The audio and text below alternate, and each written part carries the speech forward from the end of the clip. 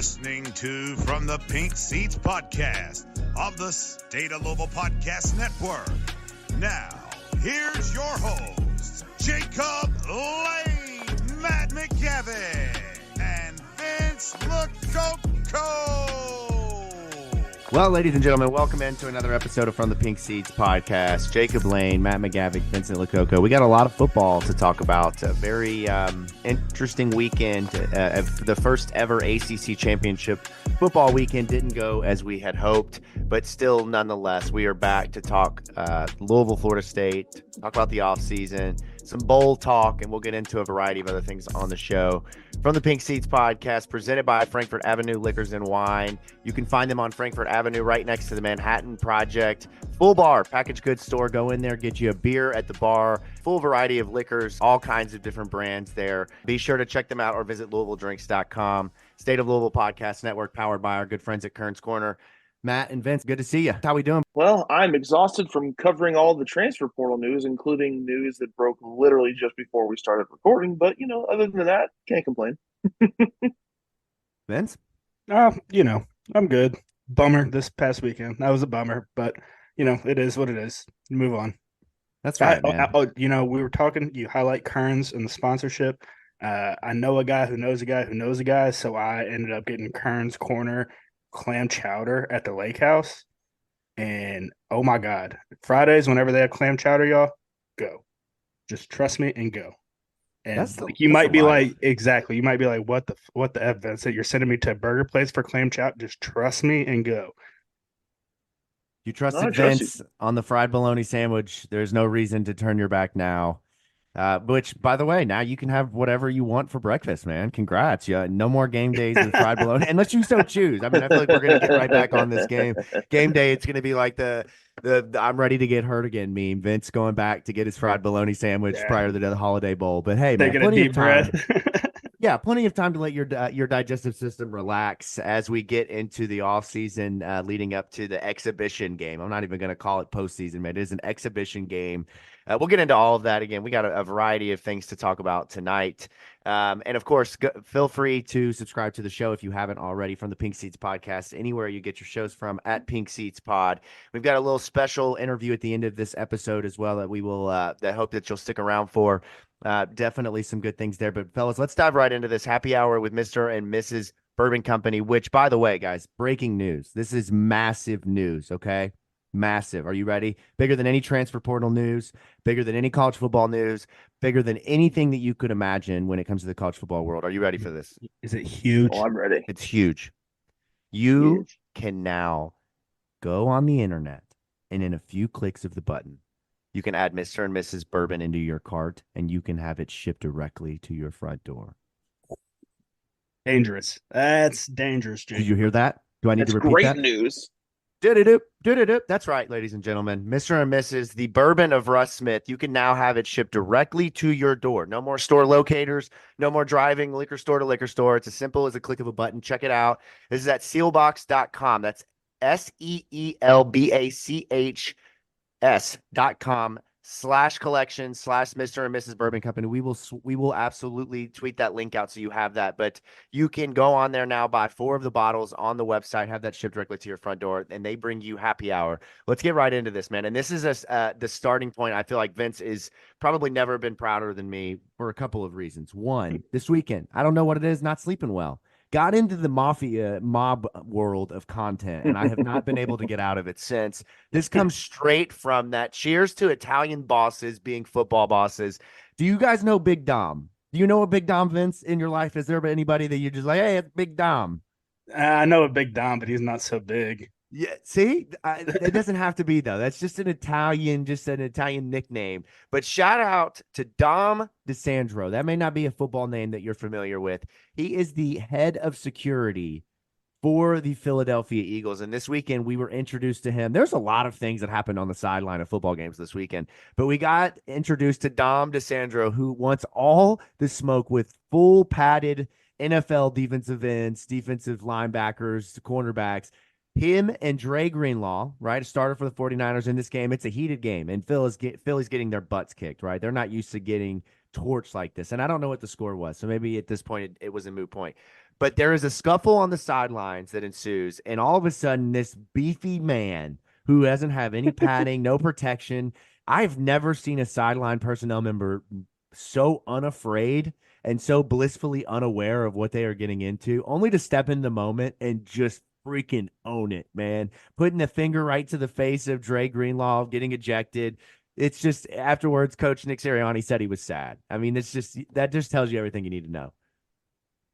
I mean, it's perfect, Jacob. I mean, from the name to the finger pointing to, just his whole mantra of who he was on the field. I mean, it's absolutely perfect. Where'd you start on mob movies? Well, so we're not to the movies yet. We started with docuseries on Netflix. Okay, I just got to consume. I'm like a toddler. My attention span is very little, so I need miniseries, 3 episodes. So we started with Get Gotti. Very interesting. Loved it. Watched it in 2 nights. Gotti's kind of he's the one that, in my opinion, like with how much he like publicized everything, just not good. Yes. Okay. So, and we don't Good, need to but dive not too good, into this. no. I just find it interesting that this docuseries covers John Gotti in the late 80s. Like the mafia owns New York that is just thinking through that. That doesn't sound like real life. And this is just like 30 years ago. So I have been diving deep into the content of the mob underworld, and to Dom DeSandro's, it's just Italian football bosses are another level of football dudes. Newsflash, they still run everything. Well, do they? Maybe I'll get there. Maybe I don't know. We'll Ask the committee. Ask the committee, Matt. Ask them. That's fair. That's fair. All right, how about this? Cheers to the big boys. Go to the Big 12 with Texas this weekend against Oklahoma State. There's a couple of things from this game. Were any of you all wrestling fans growing up? Of course. And yes, the Undertaker on a Texas sideline got me absolutely fucking hyped. Over the years, we've seen The Undertaker appear at random sporting events. Do you remember in the NBA Finals, he celebrated with the Cleveland Cavaliers in their locker room? This dude is like Drake, but it's The Undertaker, so nobody says anything, right? He just pops up, and all of a sudden, he's handing a title belt to Quinn Ewers. What are you going to say? It's the dead man. He's going to choke slam you if you say anything. That's right, man. And all of a sudden, you're going to see somebody buried alive, struck by lightning. Or I don't know. Were you more of a fan of the Undertaker that like the Walking Dead man Undertaker, or the motorcycle Undertaker that we got for a brief time period in our very youth years? I was not all the way in on the American Badass Undertaker. I was definitely more walk-in Undertaker, but I was Hardy Boy all the way. Jeff Hardy stuff was sick to me. See, I love that, man. I was two of my favorites were Rob Van Dam and Kane. When they were a tag team, it was just some of the best days of wrestling.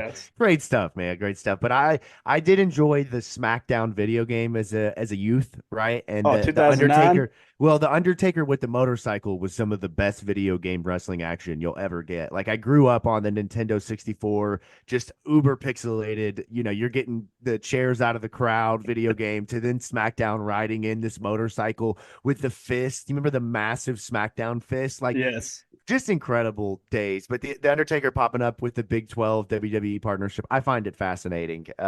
Just great to see. And then also in that game, Matt, this has got to make you happy. A big boy touchdown. Not only did a defensive lineman score a touchdown this weekend, but he struck the Heisman pose. So shout out to Devondre Sweat. Oh, yeah, no, Devondre Sweat, he's already one of the most dominant interior D linemen in all of college football. So it's not like just like some regular big boy going out there and just doing the Heisman okay, any regular guy. No, this guy could have made a legitimate case to go to New York, and he's out there, just doing what every big boy of his caliber wants to do. Versatile, man, and be ready for your moment. It's a life lesson for all of us. Cheers to being ready for your moment, right? That's for him. One chance, one shot, one shining moment. The rest. That's right, man. And look, I was thinking about this as we started the show. If I could pick any defensive lineman, I think we've talked about this, and put them on offense consistently, think about Yaya Diaby. Yeah, hell, Mason Reiger. I could see this dude being a two-way player, right? He could become like what's the dude's name that plays for the Ravens? Ultimate badass, Patrick Ricard. Defensive lineman, fullback. Let's do it. Mason Reiger. But you think about some of the beefy defensive linemen, the D'Angelo Browns, the Sheldon Wright. Like, imagine one of them just getting this moment in 2016 with Lamar and striking a Heisman pose. It's just poetic justice, man. That would have been perfect. I'm thinking Lucius McNeil, who ended up going to play some NFL ball for a little while. He would have been the perfect one. Just big body. Yeah, perfect. Here for it. All right. Shout out to cheers to Coach O, man. Tell me a little bit about Coach O getting back into college football. I love these reunions and these retreads. Start back Well, into it's the positions. classic. It's the classic. Everybody, Florida fans get extremely excited because this great recruiter is coming back into college football and everything, and going to be the D-line coach, and that's what he's known for and everything. And he was never really meant to be a head coach and stuff, but we'll see. I think I'm a person of that believes football is a lot better whenever Coach O's on the football field. I'll say this: no one loves each other quite like the SEC, right? Oh yeah, no doubt. Like, Or Coach O and the son. Well, that too.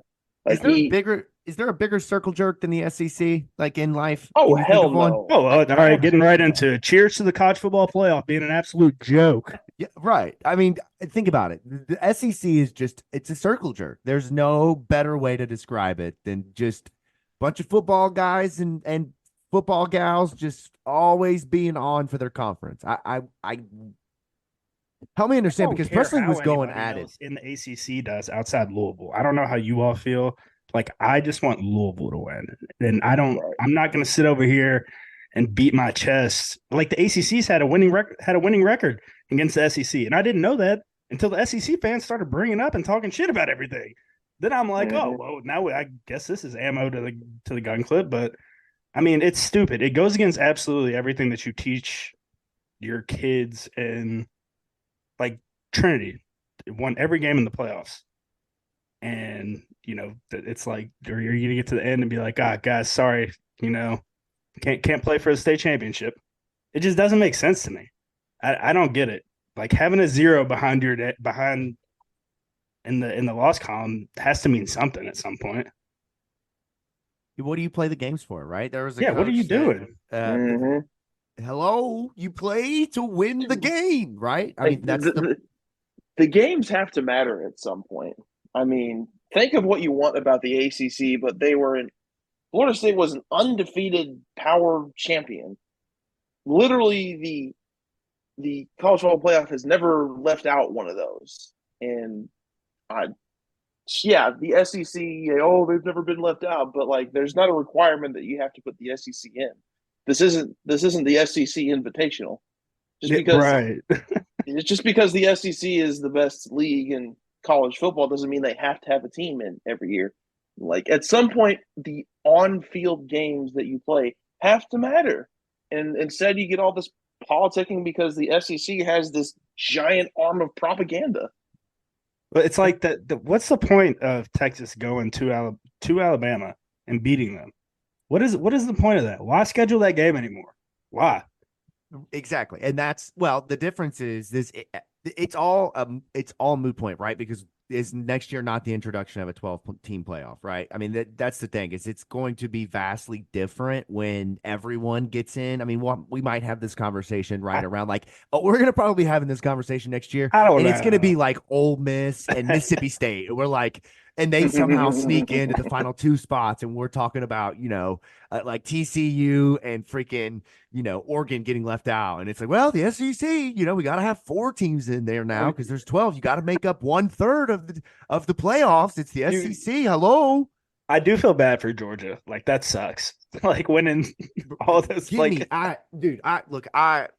though the past 2 years don't matter. Like, it doesn't matter. What have you done for me lately? You lost. I don't get them out. They were the most boring team in college football this year. And I only watched maybe a handful of games, and maybe that's a small sample size.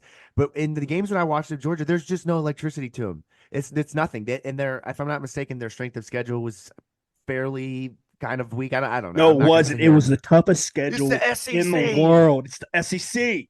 I'm a blitz. Love the Tide. I swear, SEC fans think every single team they face on their schedule is like mid 2010s Alabama, 2019 LSU, the Tebow Gators. Like, every team you play every year is the toughest team you've ever faced. Meanwhile, you've got crap bums like Arkansas, Mississippi State, Vanderbilt. They're not any different from any other conference. Yeah, they've got some big heavyweights, but they've also got some real stinkers at the bottom too. Just about like every other conference. I'll be Yeah. damned. Right. It's a I crazy know. concept.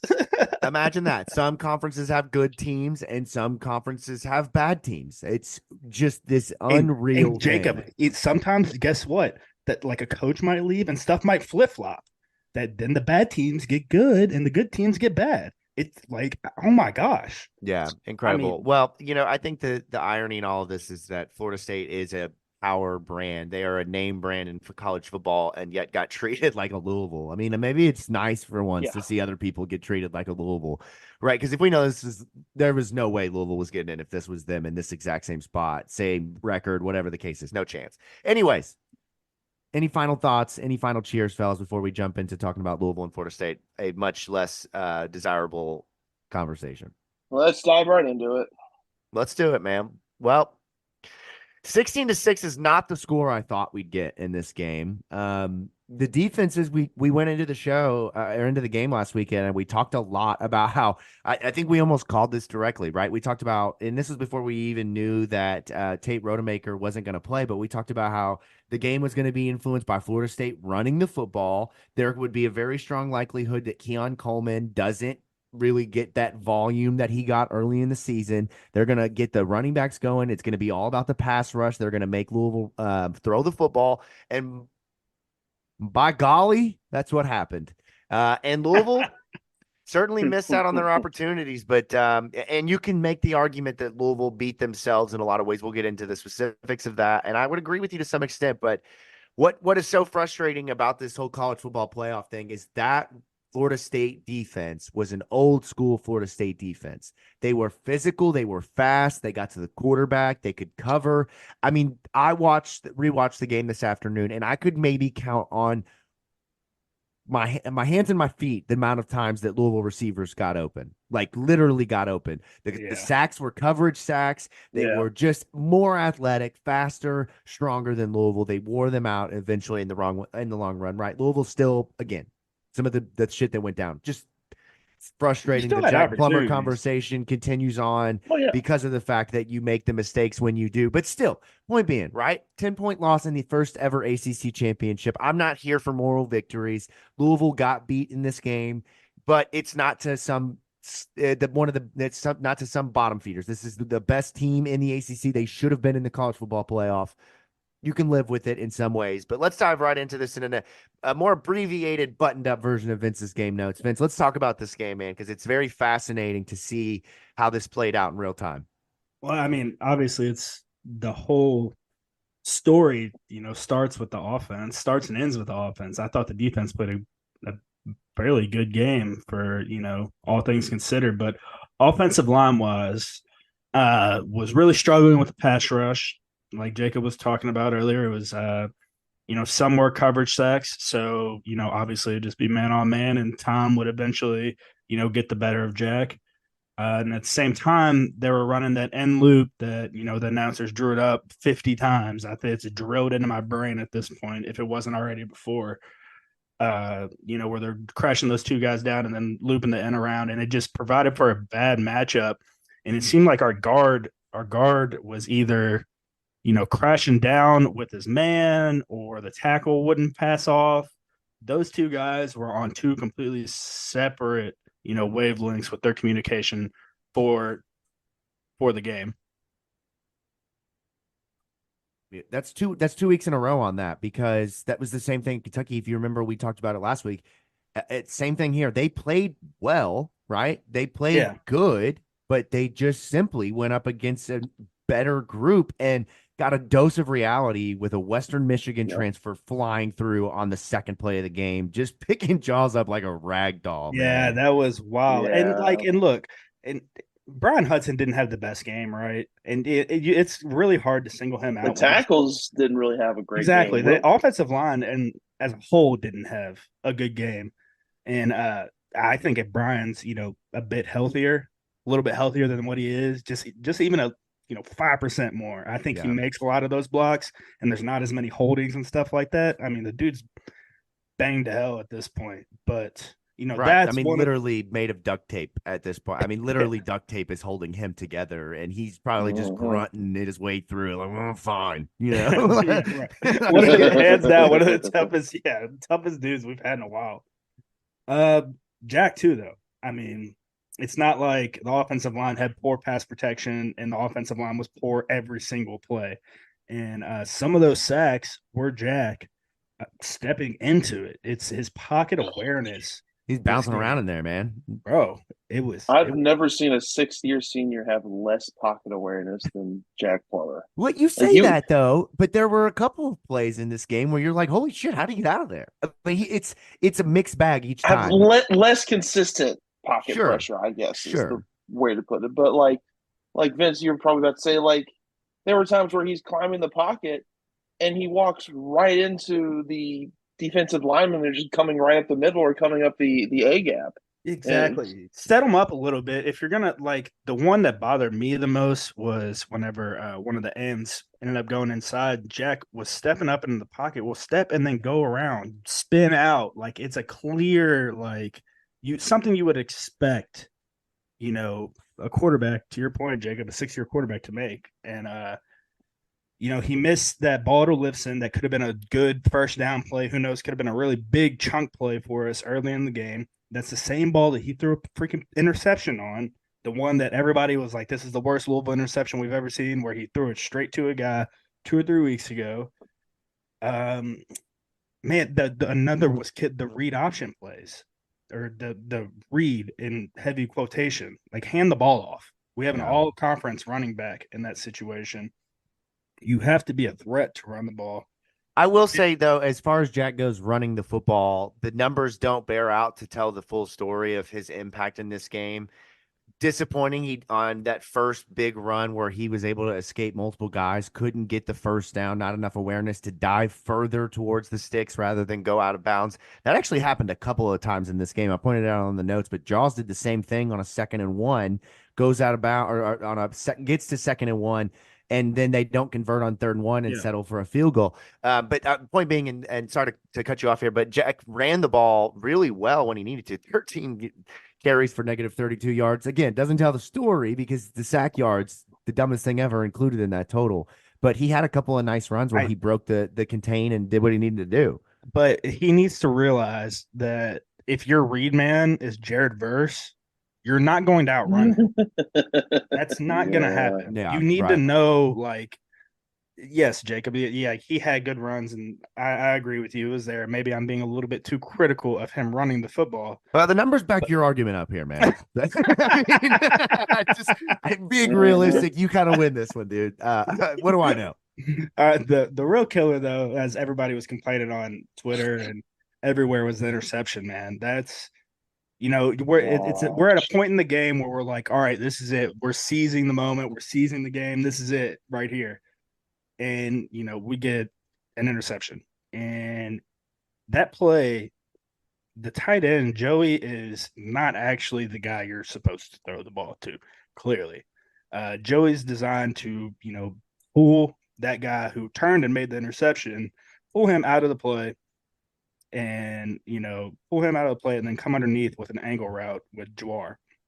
And if you go back and watch it, you'll be very frustrated because you will see Jawar coming underneath, and it would have just been Jack holding onto the ball a click longer and looking at his check. Something we've preached for 2 years on this show, 2 or 3 years, is, throwing it to your running backs more. And that's one of those situations. I mean, that's a play that you run on Madden and stuff back in the day. You always hit your running back at it in that route. Man, that one was frustrating because that was the one that I felt like took that just felt like a gut punch. And it's not all on Jack and that too, though. I mean, Coach Brohm didn't call the best game either.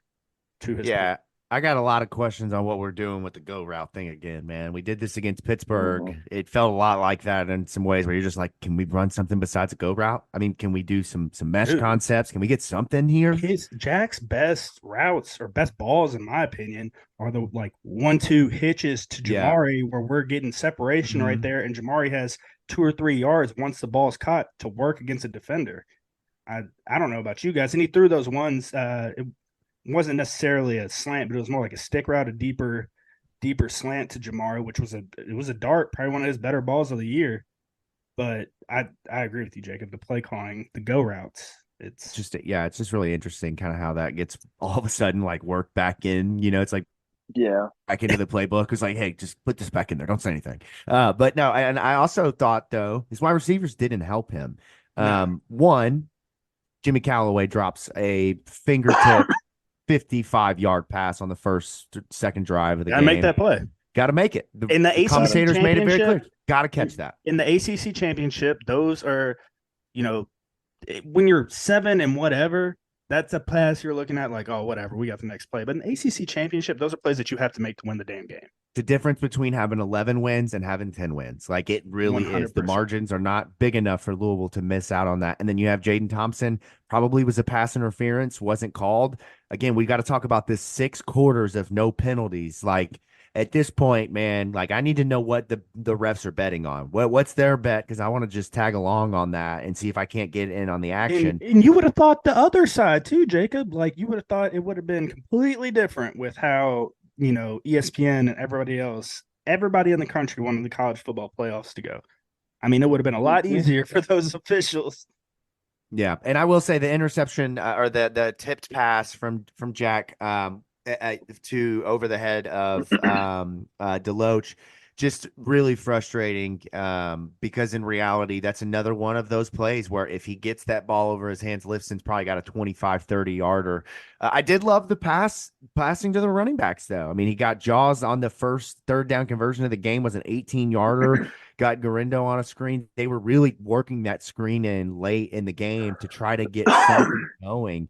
And I really liked it as I feel like one of the biggest developments, but also missed opportunities this whole season was the tight ends. And like Vince, you said this probably a month ago. Do that play to Dwayne Martin 6 times a game. Like, why not? Yes. He's open all the time. Dwayne is a dude that can get multiple yards if you get him where he's like square. Right. I've always said that Dwayne is stiff as shit, so that's what you get whenever you're trying to turn a school bus around tightly around a corner. But I mean. That is a great visual of him catching that ball and trying to turn around and run. But hey, 19 yards on a play, I think, is what he had this game. There was just when Jamari Thrash got hurt, and obviously with an injured hand, wrist, arm, lower extremity, whatever they call it these days, lower body, upper. I have no idea. It's no one ever is talking truth on an injury report in college football.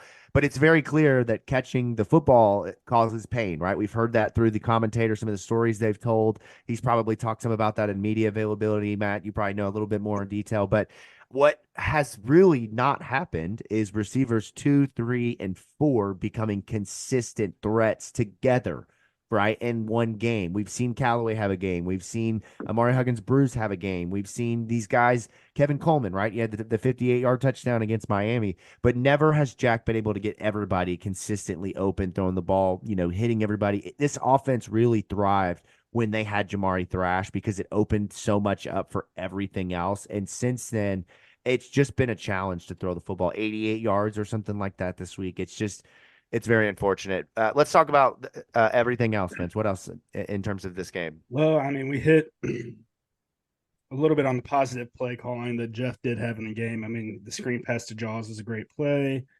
What else do we have? Oh, the reverse screen pass to Coleman was sexy as hell. I mean, was that the flea flicker? Yeah, the flea. It was a reverse double flicker. Reverse. Yeah, flea flicker. And I thought we were going deep with it. I mean, traditionally, you just go deep with the post on that. I didn't even see the running back leaking out, so I was very excited whenever Jack threw that. Mm-hmm. Yeah. There were some good moments. I thought though, one of the things that I heard our good friend Spencer Brown say on the show with Mark Ennis and Tyler Griever today was that he would have liked to potentially have seen Evan Conley get in on a goal line play. And while look, I know the results were what they were this year. We talked about this for the UK game. The jump pass was set up. Like it was set up for that moment. Florida State's going to sell on the run with Evan, and all he has to do is just pop back and deliver a jump pass or, maybe run that action with a floating tight end on a high school Harry block type of deal.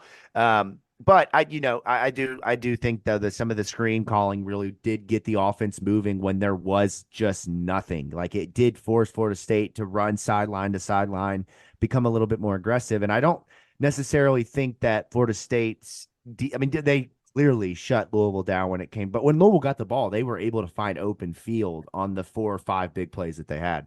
What about the defense though, Vince? I mean, this game was everything that we didn't see against Miami and Kentucky to some degree. I mean, at the end, it kind of got away a little bit with the Wildcat. It didn't feel like they were prepared for that, to be quite honest. But I what agree. did you see? What did you see with the defense? I mean, you have to commend the defense for coming out and holding steady for that long. I mean, up until the last couple minutes of the game, I was sitting there looking at my dad like we still, oddly enough, have a shot to make something happen here because the defense was playing so well. But the plays that they did hit were just strictly because the defense shot themselves in the foot.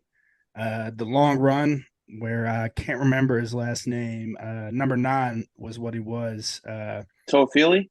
Yeah. Yes, Lawrence, Lawrence, Lawrence. That's what I kept calling him the whole game. Our safety comes up and is blitzing on that play and ends up getting completely washed out. So he's done, right? And the linebackers get closed off by the pulling guards. And then at that point, the safety is so far deep that he's probably getting, the running back has like a 15-yard head start on him. So he's got all day to make a move. And that's, basically where you got that. And the second one was Benson's run in the fourth. And safety again got pushed out of the picture. And I mean, LBs get bounced out. It just wasn't pretty. It was a lot like, to your point, Jacob, what we saw against Miami and Kentucky. But for the most part of the game, I have nothing but I was happy with the defense, and I felt like we could win the damn football game. It's just frustrating as hell that we couldn't get anything going on offense. And people will complain about, the penalties sucked. And I know people are going to point out oh my God, how is there no offensive pass interference from the wide receivers? But that's something that we teach. If a guy's going to be up there and press with you, you get your hands up and you check him before he checks you. I'm not just going to, as a wide receiver, is not just going to sit there. There's multiple different releases that you can use, but you can always just bench press the dude off you at the end of the day. And it's legal. They won't call it. And obviously you saw it in the game. And, it was frustrating, man. I was pretty frustrated on the last 2, and hopefully we can bounce back against USC, who has a shaky defense. I'm happy that Caleb Williams isn't playing, so that's it. Yeah. I mean, this was the perfect get-right game for the defense, just because, I mean, yeah, you were facing a third-string quarterback, and it was very clear after the first 2 drives that Mike Norvell had absolutely no trust in this guy to push the ball down the field, so that allowed Ron English to stack the box, to allow the secondary and the corners specifically to kind of press the boundary and just kind of basically dare Florida State to, try and, pass the ball. And it was very obvious that Mike Norvell was like, no, we're going to just try and keep running it. So they stayed disciplined. They kept to the assignments. And whether it was Trey Benson or Lawrence Toafili in there, I mean, they prevented big runs except for maybe 3 or 4 runs on the entire night. They did a fantastic job.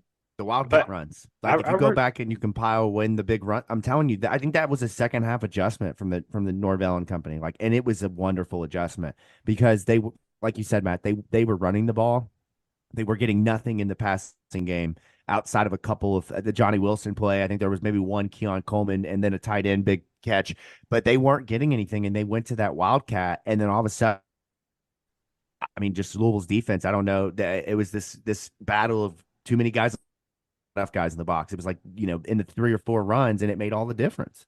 I really expected Jeff to outcoach Mike Norvell. So in my opinion, kudos to them and Florida State, but it sucks seeing the opportunities there and us shoot ourselves in the foot again, a lot like we did against Kentucky, and be sitting here in that same situation. So hopefully this isn't a lot like 2016 where it's a 3-game slope on the back end of the year off a good season, which, I mean, we look back at 2016 now and we're like, oh, that's fun. But in all reality, that wasn't a good year. We just had a Heisman Trophy winner. Yeah, that's a great take. Last thing on the defense, there was a lot to really take away from this. I thought the secondary played fantastic. Again, I know they weren't really moving the ball down the field, right? But we've seen a Louisville defense burned by a backup quarterback, a third string quarterback, plenty of times. Like Tate Rodemaker. Tate Rodemaker. Yeah. I mean, I feel like I could name like 4 or 5 guys over the last couple of years who have torched Louisville. But I felt like in this game the secondary played well. The defensive line didn't get home enough. I saw again several plays where Ashton, pushed the lineman too far past the quarterback and then had a bad angle at him. I thought they did a good job of trying to make Mason run after Glenn. They made things a little bit tricky for him, but the interior of this defensive line, Ramon Purrier, Jeff Clark, they played extremely well. Jermaine Lole had a big play on the first drive of the game for the defense. But my favorite play of the game, okay, I know they lost. I'm not here for, like I said, moral victories, but just little silver linings, some things they did right. This is perfect segue into Jacob's sack update. Okay, here we go. This is a great play. That's why you get paid the big bucks. That's right. That's why I get paid the big bucks. Okay, you guys know I'm like a vanity football fan. I love all these little random things, right? Neck pads, back flips, slant routes. There's nothing on the defensive side of the ball that I love more than a good cornerback blitz, right? In Madden, Mike Hilton is my guy. I love coming off the edge with Mike Hilton. He is one of my favorite blitzers, and I love a good nickel corner who can blitz the freaking quarterback. All right. So when I tell you that Ron English was in his bag as a play caller on drive number 1, here's what I mean. Okay. Louisville stacks the defensive line. They bring 5 linemen up, right? Everybody knows they're bringing the house, right?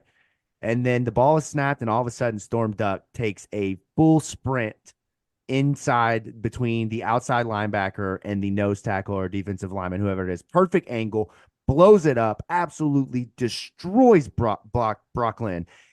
Beautiful, right? You go back, you watch the all 22 of it, or the highlight that they show. And again, what made this so great is how they took 5 secondary players, right, and made it feel like there was 50 guys back there. Florida State had nobody open. Storm Duck looks like he's dropping into coverage, takes advantage of a young quarterback blitzes. Just a fantastic play call. But when you're blitzing 6 guys, that's a potential recipe for disaster. Better get home. I mean, you better get home. You better get home. So that's why I say Storm Duck's first sack, probably only sack of the season, might have been the best blitz of the year. Gilbert Frierson, best fake blitz of the year. This is the best blitz of the year. Just beautiful. Probably absolutely the best, collision. Yeah, just blew him the F up, man. Like I know he's feeling clean. that. It's really hard to get a clean hit like that nowadays with how college football is. All can't soft land on him. Can't do nothing. Can't hit wide receivers in the head anymore. But I mean, it was a great play. I'm joking. Yeah, no, but you can't, right? I mean, you can't hit anybody anywhere near the head. Quincy Riley nearly ejected. Ooh, I was so nervous. Close. Well, no, they weren't looking at Quincy. They were looking at Ashton because of how he came from behind. They weren't looking at Quincy. So on the broadcast, they made it clear that it was Quincy Riley because he came in late. And part of it was because Ashton was bringing Brooklyn down to the ground and they collided, but it was shoulder, but whatever the case was. But yeah, it was a weird play, right? You knew like whatever. Yeah. But on the first drive, Brendan Frisk, helmet to helmet on Jaws, right? I mean, that's just the way football goes. Yeah, I mean, I watched that was awful. Not targeting, but that is helmet to helmet. Like if I've ever seen it. It's not Myles Garrett getting his helmet stuck on the offensive lineman's helmet this weekend from I forget who the Browns played. But anyways, I would have looked at him square in the face and been like, "Well, who's got the helmet now, Myles?" Yeah. Real baller moment right there. But let's just do a quick sack update. They played well in this game. They end up with 4 sacks, 3 sacks, I think 3 sacks, 4 sacks. Sorry, not great at math here when you're adding a bunch of 0.5s. But here we go. The race, it's over, okay? We can nearly crown a winner. Ashton Gelati has 11 sacks. Unless Mason Riker gets 7 sacks in the bowl game, I think we have a clear-cut winner here. But you get some returning action this weekend, some new action. Jalen Alderman, Stephen Herron, Jermaine Lole, and Cam Wilson. RIP to his Louisville career. We'll get into that here in a little bit. All 0.5. this weekend, and then Storm Duck and Ramon Purier, which Ramon Purier sacked, setting the edge on that play. Just beautiful, right? Just absolutely beautiful. Again, though, what's a sack versus a TFL? I'm not sure we've established that what that looks like in reality. Because on my notes, I'm like, oh, just nice TFL. I go back to the stats later. No, it's a sack. It's a sack. So great season. Louisville does a great job this year in getting after the quarterback. They need more. We'll talk about that later on. Ashton with 11, Mason with 5, Ramon Purier with 4. Shout out to the Eastern Eagles. I think that's the most sacks in a single season by an Eastern Eagle at the college football level. I would need to do some digging there. Myron Pryor was a pretty dominant lineman, but I don't know. I think Ramon Purier's got it. Jared Dawson, 2.5. Destel, Cam Wilson with 2. Jermaine Lole, Jalen Alderman, each 1.5. And then shout out to my 0.5 guys. Plenty of 0.5ers in there. They did their thing this year, man. Need more of it though next year. We talked a little bit about Florida State being snubbed from the college football playoff, so we'll kind of skip past that here on the show notes. But I want to quickly, because we're really gonna have probably close to like a 2-hour show at this point, and there's a lot to talk about, so that's justified. But what this means for Louisville this year, kind of the holistic view of the year. We're going to get into it as we do each off season with all the good fun data and really the storylines and everything once the season wraps up. But you can't help but just be beaming with joy when you talk about Louisville football. I know that 10-3 is the final record before you get into the bowl game, but still, they were picked to finish 8th this season in the ACC. No one really had much faith that in year one of Jeff Brohm. When I say nobody, I mean nationally, the ACC media, no one really thought that Louisville was going to be in a spot to contend for the ACC title, let alone get to Charlotte. The schedule was obviously a very big narrative when it came to Louisville and the ease of schedule. But at the end of the year, ACC sends 6 teams to the bowl games, and Louisville beat, 5 of them. I mean, it's just. It ended up working itself out in the way that it does when you just go out and you play the next team in front of you and you worry about just taking care of business. I think overall in year one, there's a lot of unspoken frustration with Jeff Brohm. And what I mean is the Jack Plummer conversation, because when you start to dive into the argument with your buddies, when you're having a beer, just being dudes, naming where players went to college football, and you get into the inevitable Jack Plummer conversation, they're like, why didn't he go to Pierce Clarkson? Why didn't he go to Brock Allen? That's always the two that they're naming, right? And Matt shakes his head because you just can't. You can't, right? Pierce Clarkson was 165 pounds when he came into college football, had played 1.5 years of high-level starting football as a quarterback out west. Brock Allen didn't play as a freshman at Purdue. We talked about this offseason. Sorry, Brady Allen. But you talked about, Matt, how he wasn't great in spring, wasn't great in the fall. Harrison Bailey was a former 5-star, didn't make it at UNLV. None of these guys, we saw what Brock and Evan were. Again, both capable guys, but you don't go to them unless you're in a real pickle.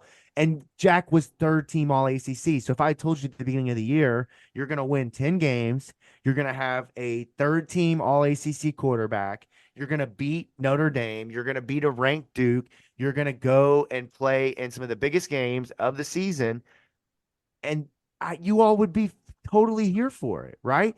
But people get so frustrated and they say, well, if this is what Jack Plummer is, why didn't Brohm do something else? And that's where I say those unspoken frustrations. You point him at Jack, but that's a Jeff decision. He could have pulled Jack at any point this year. Yeah, you got to look at, to Matt's point, on the spring and fall. Like, you have to put yourself in Jeff's shoes and what he's seeing every day. And I'm not just talking, what you see on Saturday. I'm saying Sunday to Thursday, what Jeff is seeing. Jeff is seeing how these other guys are preparing in the quarterback room, how much of the playbook they know, all that good stuff, how they're preparing every day at practice, how they prepare for the games. If Jeff doesn't have enough confidence to put one of those kids in, then he just doesn't have enough confidence, and there's a reason behind that. He's not just going to go out there and be like, all right, well, this kid was a damn good recruit. He's 170 pounds. He's pretty spotty in practice, but he threw a good 60-yard post the other day in, period 2 of the Tuesday practice. Let's throw him out there. No, that doesn't work that way. And Jack is probably the most consistent guy you see at practice, rep every single rep. I guarantee it. And for whatever reason, just stuff hasn't just worked out the way it has in games. And plus, like, if you are going to go to another quarterback in that situation, which I'll be honest, based on how Jack was playing in that game, I wouldn't have minded maybe at some point in the third quarter or to start the second half to put Brock or Evan in at QB. Probably Brock, because Evan's more so of that Wildcat. But like, if you're going to put another signal caller under center, excuse me, it's going to be Brock Doman or Evan Conley, because they've been QB2 and QB3 literally the entire season. And plus, it was even to the point where, like, the depth chart at QB was shortened to where the only other QB on the depth chart was Harrison Bailey, who looked fantastic in the fall. So, and plus, with Pierce and Brady Allen, Pierce, yeah, he looked really good in fall. He also wasn't able to play at all in the spring because of his broken toe. Brady Allen, he only got to get reps in the fall because he transferred in the spring window. He looked terrible for most of fall. I'm sure he got better as the season long. I'm not saying he was terrible for the entire season, but I mean, Pierce and Brady were wholly inexperienced compared to what either Brock or Evan would have brought to the table if you were going to go to a backup. So, like, even if Jeff did go to someone else for like a drive or two, it wasn't going to be who the fans were going to get, and they shouldn't have been surprised. It's like whenever we had to go to Kyle Bolin against Kentucky, right? Like, that was only because of injury. It's like Coach Petrino probably wouldn't have went to Kyle in the third quarter of a tight game and been like, "Oh, see, just go in. You got it this drive." Yeah. For a change, you know what I mean? Yeah, no, and I mean, Yeah. Reggie didn't start that game great, so there was a little bit more incentive to kind of do something. And Yeah. the thing is like a move to Kyle in that season, like clearly it sparked something, right? And they needed it in a moment of desperation. Can I ask you guys a question? Did you ever feel like outside of Georgia Tech there was desperation, maybe Pittsburgh, but are you going to make a quarterback change when it's pissing and pouring down rain? I mean, Jack had no business throwing the Ben ball 52 Roethlisberger couldn't have times. threw the ball in that weather. Right. And so that's my point. And, look, we talk about what Brock could have been, but like, are you awe-inspired by a quarterback who's thrown 4 career touchdowns and 6 interceptions? Same thing with Evan Conley. Like, are you really going to him? You remember October happens, right? But we were not in Brocktober. We were past that window, man. But here's the conversation I want to move to. Okay, I want to go out of the quarterback this year and the frustration with Jeff, and I want to talk about the rest of the team and really where I thought he kind of flexed his coaching muscle was this ability to build a team differently than ever before. Now, I say build, but they had the roster partially in place from Satterfield and company, but kind of complemented it with some of the pieces they brought in. But when you look at what this team was, they were built to run the ball first and throw second, which is kind of different than what he's ever done before. And we talked all offseason about how this was different than Purdue. No more nerds. Like you're all in on athleticism and speed. And Jeff came in, and it took him some time. And in moments, he reverted back to Tecmo Bowl Jeff, and only one receiver. Pass. And there was no tight end, right? So that's another development for. And I cannot Jeff. Wait until we get that guy in. Yeah, until they find the guys we have now. Yeah, but maybe that guy is on the roster. But Jeff showed this year that he can win in a variety of ways. He can win with the pieces that he has. He can build around the team and its talents rather than what we saw previously where you try to make guys fit into what you do.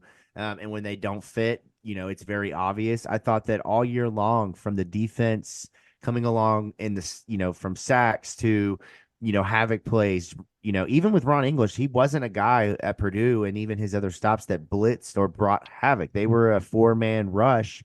and then drop a lot of guys into coverage with the occasional fifth blitzer. I mean, we just talked about 6 guys on the line coming on a play where you have to get home or else they're going to give up a big play.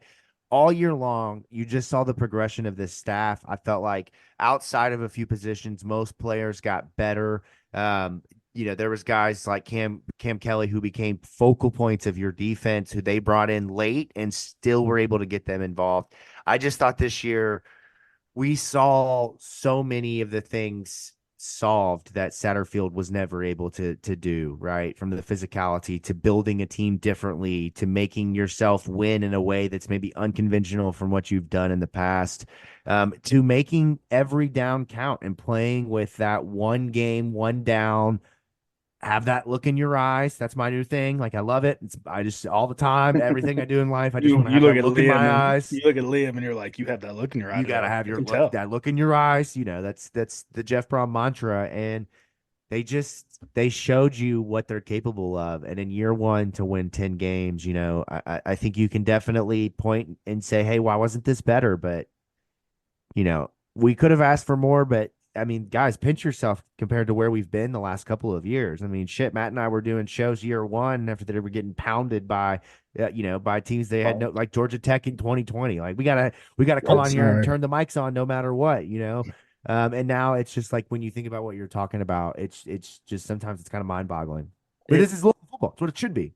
It's nice, and it's nice to see the direction, and you can really see where everything's going, and it's like finding a piece of hair on the plate of your food of a nice steak restaurant, like Jeff Ruby's. Like imagine finding a piece of hair on your food at Jeff Ruby's. You're like, I don't know. Hair doesn't bother me. I'd probably just pick it out and keep eating it. My point exactly. That's 10-3. That's 10-3 I mean, still good though. It's still really good, but damn that fucking hair. It would have been better without that hair.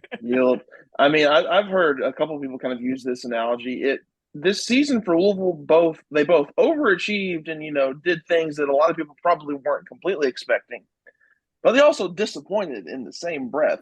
Now, if you're a Louisville football fan, you'd rather be somewhat disappointed when the team goes 10-3 than when the team goes potentially 7-5. You're disappointed. You're disappointed in 10-3 because damn well it could have been 13-0. Yes. Which I mean, I'm sure any football fan will take. Florida State will take that. But that's not here nor there. Too soon, man. That feels like a real stab in the heart. Yeah, but undefeated Louisville's not getting in either. Florida State, if you hit. That's right. That's right. Again, I will say it does feel nice to not be that team, right? We've been there, not at that level, but in some regards, we've been like the first team out. That meme where it's been here before. The dude. Yeah, right. Exactly. Well, let's do this. Let's go to a break, and on the other side, when we come back, I want to talk about a little bit. I don't want to dive into the details just yet because we have like 22 days until the actual bowl game happens. But I just want to talk about one particular storyline in this game that I think will continue to be something that we talk about each week. And then obviously, Matt alluded to this at the beginning of the show. We have breaking news as we record tonight. Thank God we didn't get a news dump after the show. Like it's happened before. We got breaking news right as we're about to record. Twitter is sounding off on this. We got a lot of comments on the thread asking for Louisville fans' opinions. We'll talk about who the quarterback is, what he means to this roster. I have a pretty I don't know if it's a take, but I just have an opinion on this. Researcher Presley from the distance has provided some great research. We will provide that data to you. And we'll just talk about, the offseason. That's just where we are. Exhibition year is upon us, and the Holiday Bowl will happen. But, the real focal point now is what's the team look like next year. Like we just ended the game on Saturday. It's the season Saturday. Next year, I'm worried about what the team's going to look like in the bowl game. That's right, man. Yeah.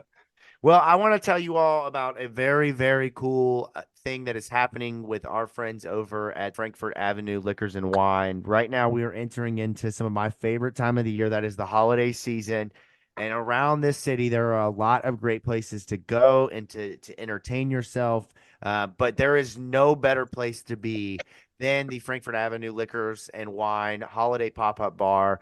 This is brand new, just starting in December. They have this open Tuesday through Saturdays by reservations. Holiday cocktails, holiday vibes, the decorations is a very, very cool scene. with some really, really cool cocktails, as I mentioned, that will get your holiday spirits in place, man. Right now, football's over for a little bit. We can focus on the holidays. We can focus on being merry and jolly, and we can then come back recharged, ready to talk about the Holiday Bowl on the other side. We will be at Frankfort Avenue Liquors and Wine to experience not only the Holiday Bar, but for a live show soon. But I can't encourage you enough to check out the Holiday Bar there. You make reservations by calling them. Here's the phone number, okay? Slow this down, half speed, 502-618-2019 for reservations Tuesday through Saturday. You can't show up and go in. You got to get that reservation. So fellas, do your diligence, mark your calendars, tell your wives, tell your spouse, tell your significant other about tell your bros about the Holiday Bar. Check it out, Frankfort Avenue Liquors, right by the Manhattan Project. We'll be right back on the other side. From the Pink Seats podcast is brought to you by the fine folks at Frankfort Avenue Liquor and Wine. You can find them at 2115 Frankfort Avenue, right next to the Manhattan Project. Full bar service and a full liquor store. Stop in there today and tell them From the Pink Seats podcast sent you.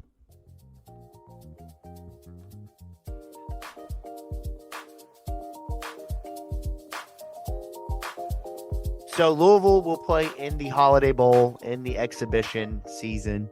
This is the start to the 2024 year. The bowl season outside of the college football playoff is the start to the next year. Okay, that's the way that it goes. Louisville will play against USC in a game that will be significantly discounted if USC loses. Right, that's how it will go. Caleb Williams not playing. Marshawn Lloyd not playing. I would be willing to bet that there will be some defensive players that don't play. Taj Washington. They aren't going to be playing anyways. Lincoln Riley's probably not playing. Yeah, Lincoln Riley says, guys, nope, not. I'm going to go now. recruit. I need to recruit the portal. But no, USC is still a name brand school. This is a big moment for Louisville. West Coast game, a lot of people frustrated. I can't afford to go to San Diego. I would love to. Would be really cool to go to a beach in December, but not happening. So here's the storyline, okay? And here's what I want to propose to you guys. You're Jeff Brohm. You're in the Schnellenberger complex. You got your guys around you. You're preparing. You know that your roster is going to be depleted. You know probably by bowl season that, kind of like Squid Games, if you've been watching that on Netflix, that some folks around you probably won't make it to bowl season. Even in the coaching room, we're probably going to see somebody deflect. Maybe not. We'll see.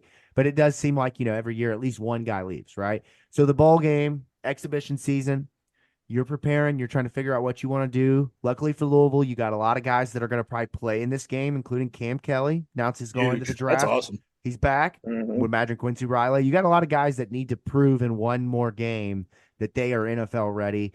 Big game for Ashton Gelati. We're going to get into that in Cash It or Trash It. I want to talk about that for sure. Here's my question to you guys. What do you do at quarterback? Do you play Jack? Do you play them both? Look, the new rule in college football says you don't waste a game of your redshirt season if you play in a bowl game. Do you get a look at Pierce Clarkson right now? Look, I talked about some breaking news. Again, we'll get into that here in just a second. This is my one question about this game right now. I have no other thoughts on this game. We'll get to it in a couple of weeks. Do you play two quarterbacks? I say yes. Matt, what do you say? Nope. I mean, he's rode with Jack Plummer all the way up to this point of the season. I mean, might as well start him to finish it out. I mean, if it plays out how I think it's going to play out, and that Louisville's offense is just going to run roughshod on USC's defense because literally everyone has done so. I mean, I really do think that by the end of the third quarter and into the fourth, I mean, you'll be able to give backup reps to whoever the hell you want to. I mean, there's going to be ample opportunity to do that. And I hate to be super. I hate to be that guy who. I've watched USC, dude. Their defense is fucking terrible. Yeah, they gave 49 points to Cal. That's all you need to know. That's all you need to know. And Jack Plummer is licking his chops. Yeah, Jack Plummer is ready for my game. And plus, they won't have to face literally the number one overall pick in next year's draft. I don't know how good their backup is, but I know he ain't Caleb Williams. And I know they're starting Drake May. I think I'd rather have Drake May. I don't know. That's another conversation for another day. But and then they're starting running backs in the portal. He's just a better Sam Howell. I don't need a snuggly quarterback, man. I need a dog, man. I need a fucking dog. I want to go home and snuggle. Snuggle with Anyway, my sorry. dog. Yeah, snuggle with my dog. He's snuggling with dogs. He's not a dog. He's pretty Anyways, soft. go ahead. I We think got I've way said off all. the rails I, here. I've, No, I've said, I yeah, think I I've get said you. all I need to say now. Vince, Good. No, what do good. you do? Because you have so I go here's with Jack, and if the score permits, then I put the other guys in because I'm going out there to win the game. This is something that a lot of the seniors can write off with a high note. I know a lot of the guys that I played with took a lot of pride in that Music City Bowl win, so I would definitely play Jack. He gives you the best opportunity to win, yes, unfortunately. yes, and I'm with you. Start him, play him for 4 quarters, but give Pierce or Brady give him a drive, give him 2 drives, give him some play calls, Depends on how he's playing. something. And, Yes, and okay, here's so the we'll. thing. One sec. Why does it have to be Pierce or Brady? I mean, they've got several years left. I mean, Brock and Evan, they're going to be playing their last snaps in college. Let them play. I feel like if you're trying to get a better understanding of how the future of your program is going to react to a big game, big moment against a name brand in his state, that you're trying to showcase that you can recruit, maybe not long term, but that was to some extent what the narrative was last year. Why not give Pierce a drive? Why not? I'm not saying give him the ball for the game. I'm just saying a drive, 2 possession. I think we're going to see one of those 2 guys. Well, and I think we might see Brock too. And it could be blowout status, and it could be a drive, a possession, a play. I think Jeff will get those guys in, but I think it's extremely important when this is, again, I said this is the kickoff of the 2024 season, not the conclusion to the 2023 season. Technicalities, yes, but not in reality, because we're going to see half the team, a quarter of the team gone like that. We've already got 7 guys in the portal. We're going to see probably another 10 by that point. Like in all reality, that's just college football. My question is why not? Why not? Well, the problem is like they're gonna put him in there. You gonna put him in there and hand the ball off? I'm sure he's got a great handoff. You know he's throwing the ball. Again, If give you him put a him in there drive. at 21-14, then I'm not. I don't know. Yeah, I mean there's pros and cons. Whatever. Yeah, no, I mean, there's definitely you can make the I don't argument. know. I think it's just extremely important to see It's intriguing. progression. And I think it'll tell the story of where they're at in their development if they get snaps or not. Hey, them boys, guess what's going on right now? A They're lot of getting ball after it, prep, man. a lot of ball prep, and after every single one of those practices is young guys. And Yeah. you guys, All right, they are getting their opportunity. They will, and it's partially because guys are leaving, right? And that's leads us right into the offseason talk. This really fits the narrative of where we're at. Now, look, when you look at the guys who have transferred out so far, no one outside of Josh Minkins Jr. was likely, and Cam Wilson were likely to see the field in a bowl game. Maybe Jackson Hamilton in extended roles. Everyone who has put their names into the portal at this point has really been a Satterfield redshirt freshman. Like that's just we talked about this at the beginning of the offseason that Popeye eventually played some specs, but outside that, yes. and so did Jackson Hamilton, and so Yeah. did some of these other guys. But Raheem Craig. But the point being, a lot of the 7 that have gone into the portal: Victone Brown, Raheem Craig, Marquise Groves, Killebrew, Jackson Hamilton, Josh Minkins, Popeye Williams, and Cam Wilson and Isaiah Reed haven't really been big pieces to the team. And when you look at the Josh Meekins transfer, that's the one that hurts most because he is a local guy. He did start, I think 20 something, 30 something games, 25 games over the course of his 4-year career at Louisville. He's a legacy recruit, commit player. His brother, is on the roster, and it's a family affair. We've gotten to know them. We've gotten to be close to them. I'm very disappointed to see him go. I understand it. He's probably going to end up at Cincinnati. Maybe I'm wrong on that. His dad might be like, "What the fuck you talking about, Yeah, man? You don't know nothing." Yeah. Like, boy, shut up, man. No, he's not. But like, he's gonna go somewhere and get an opportunity. Some of these guys, they want an opportunity to get on the field. Matt, what are your overall thoughts? You've been grinding all day. You got the tracker, you got the articles, you got the posts, He's been social doing media. nothing. What do you That's think about AI. that? That's AI. He types in Cam Wilson article UFL sad. Yeah. Yeah, I am AI. Yeah, you've caught me. But I mean, I just want to say this. I mean, I've seen the comments on mainly Facebook is 90% a cesspool. But it seems like every year since the transfer portal's become a thing, like whenever the first few days of like the portal window, and there's like an influx of guys who enter, who like most of them we knew they were going to enter. People act like it's the end of the world and they're ruining college and college football's ruined and blah blah blah. And I'm like, are you not paying attention?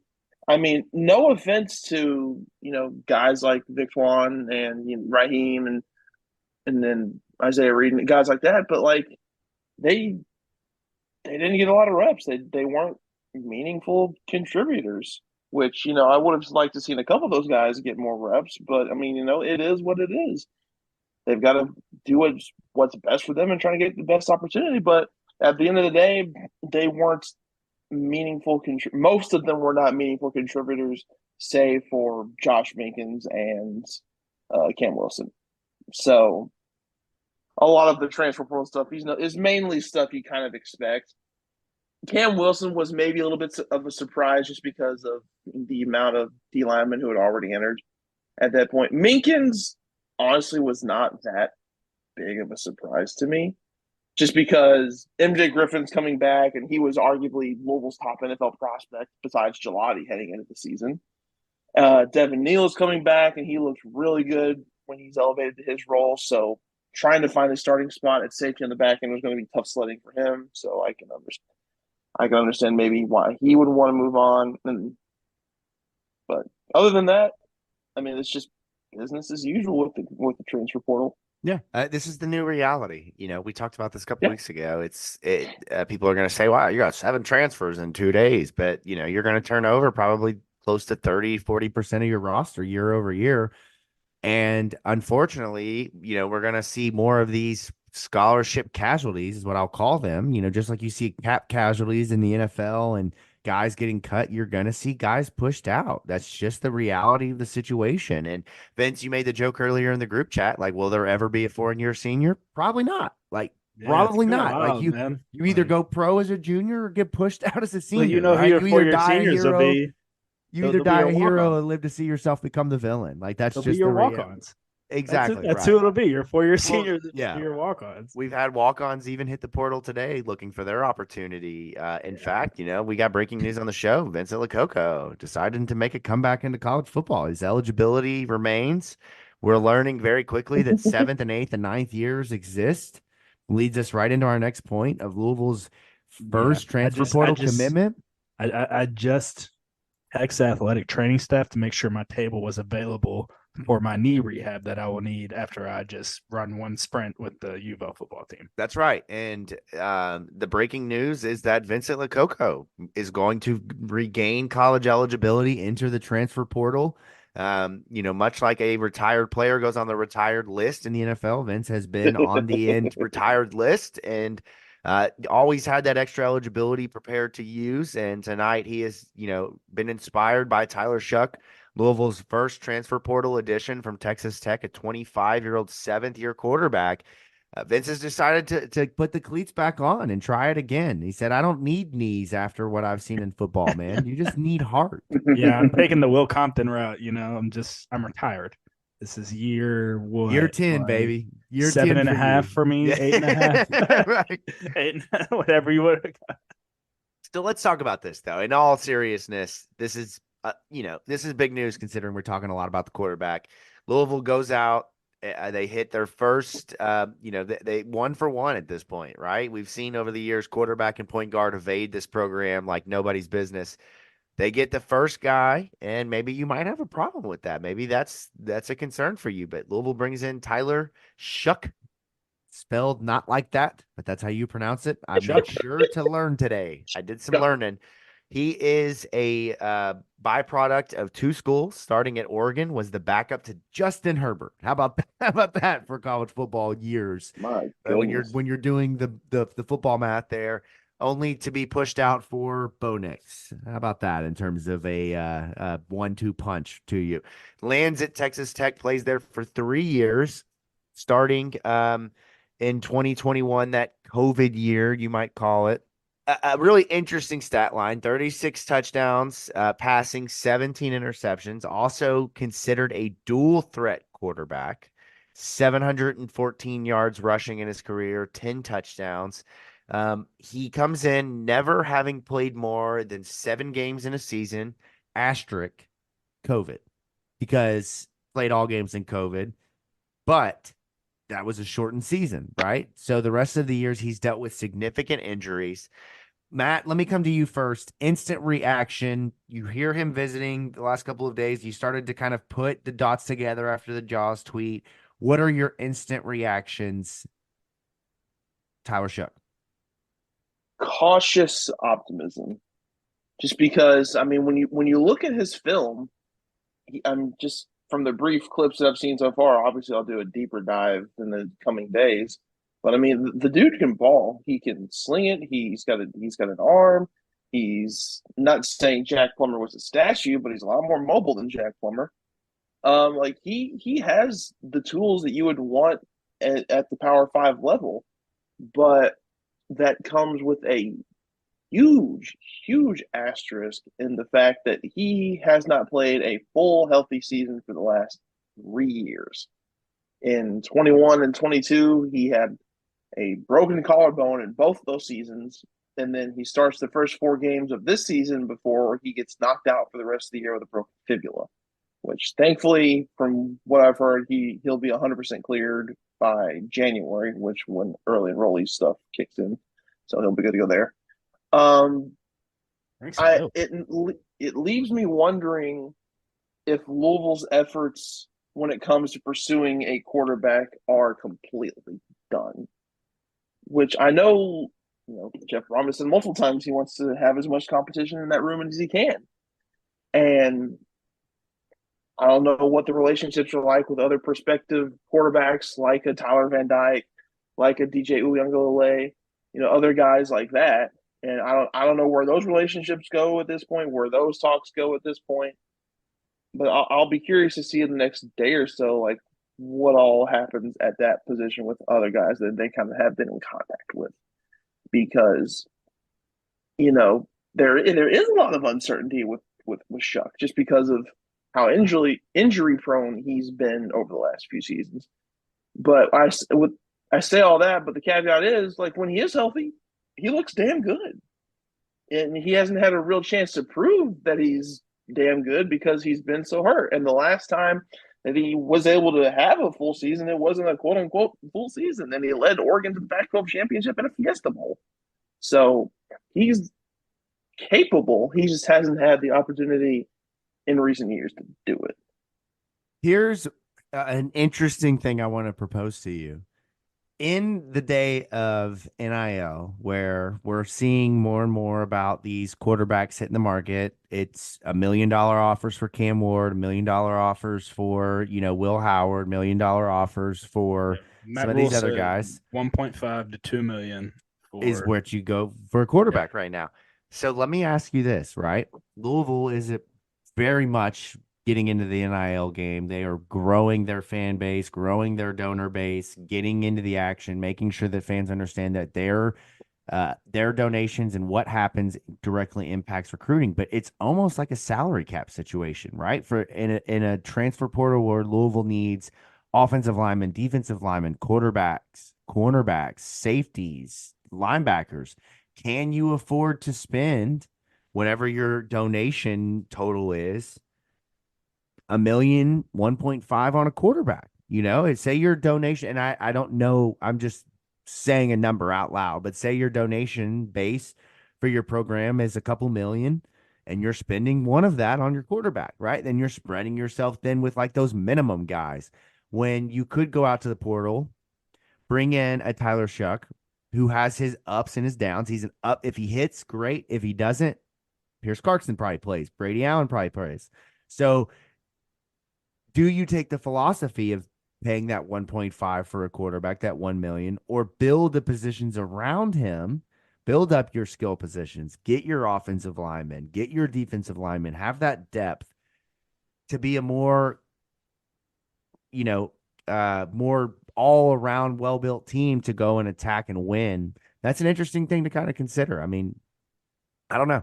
I think when you look at his game, I think that we saw late in the season, just if you listen to the show and you listen to Vince's game notes, there's been this desire to run that speed option. There's been this desire to do this RPO late in the year that we didn't see late or early with Jeff Brohm. If you look at Tyler Shough's highlights, the dude can run. He's a big fella. Like, he is stout and, kind of combines like the body of that prototypical NFL quarterback with a more rugged running game. He's not the 250 that DJ Uiagalelei is. Like, of course, like, he's not that kind of freak, but he is a capable runner. He can run that offense. And so it does allow you to some extent to say, I'm going to kind of lean more into this RPO game. I'm going to lean more into my playbook of the running quarterback. And if it's Tyler Shough, great. But if it's Pierce Clarkson, we don't have to switch the offense. We don't have to rewrite the script. We can continue to run the same offense that's built for Pierce, but he's still waiting in the wings for that handoff. I feel like next year is the prove it year for Pierce. You have to play him. You have to play him or he will be in the portal. You have to. And I don't know if you bring in a DJ Uiagalelei, a Will Howard, a Cam Ward, that you can make that argument, a Grayson McCall, to play Pierce. I think you have to go all in on that guy and he be your guy and trust that he's going to get you to the national championship. And I'm curious to see. Like, Matt, I'm with you. I feel like they might add 2 more quarterbacks, but maybe it's a Division II guy and another depth guy. You know what I mean? Or a 5-star. I don't know. I like the move, like you all said, and I think that Jeff made a perfect situation where this is a guy he can win, 8, 9, 10, 11 games, whatever you want to call it, whatever you want to set the cap at next year with. And he also knows that, Pierce can beat this guy out. And if Pierce doesn't have the capability, leadership roles, and all that stuff to beat this guy out, then we can roll with, what's his last name? Shough? Yeah, Shough. We can roll with Shough. We can shuck it. Shuck him up, baby. We're going to be shucking him up. Here's the cliff notes from our good friend Grant Mulligan, who is the recruiting expert for the state of Louisville, right? G-Baby. Here's what he says. Pros, much bigger arm and velocity on passes than Jack Plummer. Best play comes in big games, rises to the occasion. Opposite of Jack Plummer. Legit dual threat. Great touch on deep throws. Cons. Durability. We see that very clearly. A lot of injuries, a lot of knees, a lot of breaking your collarbone twice. Learn how to fall. Go to jiu-jitsu. It worked for Tua. Accuracy can get erratic when pressured. Decision-making is not always A+. Difficult to gauge true quarterback ability as we don't have a full body of work. That's the cliff notes. And I respect that. Shout out to Grant. And so that's the interesting conversation is, are they done? I don't know. I kind of hope so. Because I think in that room in particular, with how quarterbacks are, too many is going to be a toxic environment. It's like getting too many hot chicks in the same room. You know what I mean? It's toxic as hell. Only one guy can play. Like, exactly. You've only got one ball and one quarterback. I would love a football game where there's 2 footballs. That would make for some very interesting games. But this reality, that's the way that it is. But when you look at the big board outside of quarterback, there's a lot of names to know. Here are some of the big ones to keep in mind. And Matt, I want you to chime in here and just give me your top line, and then we're going to get into cash it or trash it with some of the transfer portal stuff and all of this to close the show. But there are a very obvious couple of needs. Defensive line, offensive line seem to be where they're spending the majority of their efforts outside of quarterback. They have already received visits from Thor Griffith. I'm here for it. I don't need any more explanation. Sign me up. Sign me up. Those guys you just signed and you got to have on the roster. Sign me up. Defensive lineman, 6'2", 320 out of Harvard. Then Cameron Martinez, we found out today, a defensive back from Ohio State, will be an official visitor. Aeneas Peebles, a defensive tackle out of Duke, another official visitor. And then Tyler Shough, obviously committed. There are some other names to keep an eye on, some offers that are out there, some interest that has been rumored. My favorite is R.J. Oben, the son of Louisville legend, Hall of Famer in the NFL, Roman Oben. There are some other quarterbacks, as we mentioned, that are in the conversation. DJ Uiagalelei, Kyle McCord from Ohio State, Tyler Van Dyke still out there. And then you've got guys like Chris Paul Jr., a.k.a. Pooh. Give me some Pooh Paul. I'm here for Pooh Paul, baby. Get some of that. And then you've got some offensive linemen that were offered the last couple of days, and Lyndon Cooper out of NC State, a center, and then another great name, Remington Strickland from Texas A&M. So there's just a handful of names to keep an eye on. Matt, any thoughts on the portal, what to expect? I'm sure you're like me, man. I'm all in on RJ Oben. Let's make it happen. Oh, absolutely. Him, Aeneas Peebles is actually a really good option too. For Griffith, I mean, Hold on, Matt. as The reality of Louisville taking 2 Duke defensive linemen. Vince, what are your thoughts on that potentially? You really have to eat your words, man. Well, I mean, that's different, man. That's different. RJ should be here to begin with.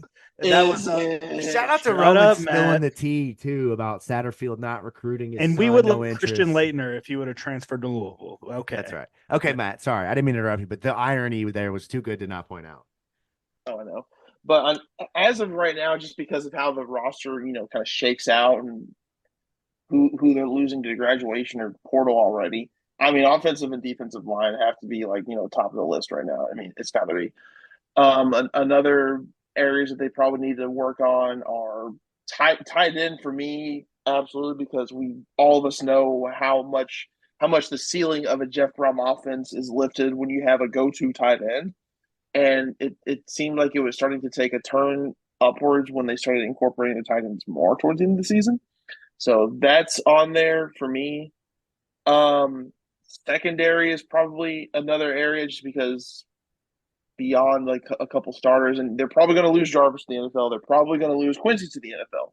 So they're going to have to replace those 2 guys. And I think we probably have to get at least one like portal starter at corner. I think they probably need a safety for depth purposes, but that's really it. I feel confident in MJ and Devin Neal. I know linebacker is probably not a huge portal need right now, but I'll be damned if I would not love to see Chris Paul in a Louisville uniform, because that man could fucking ball at Arkansas. He was first team all SEC, first team all SEC rookie team. He was a major Louisville target in high school. He was almost a surefire lock to come here until Arkansas swooped in at the last minute. He's a guy that you find a way to put on the field and incorporate him into the roster because he's that good. All right, let's jump into the last bit of the show here. I shouldn't say last bit because we do have a special interview at the end of the show that you absolutely need to stick around for. But cash it or trash it. Let's do this. We're going to run through 5 propositions here.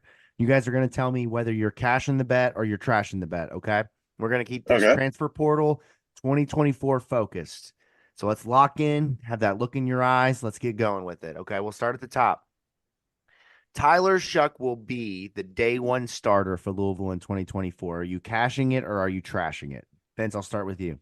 Trash. I'm going with Pierce. I think Pierce is going to win the job out this year. I mean, I don't know if I'm in the minority with Louisville fans that think that or what, but I think he's on roster for a reason.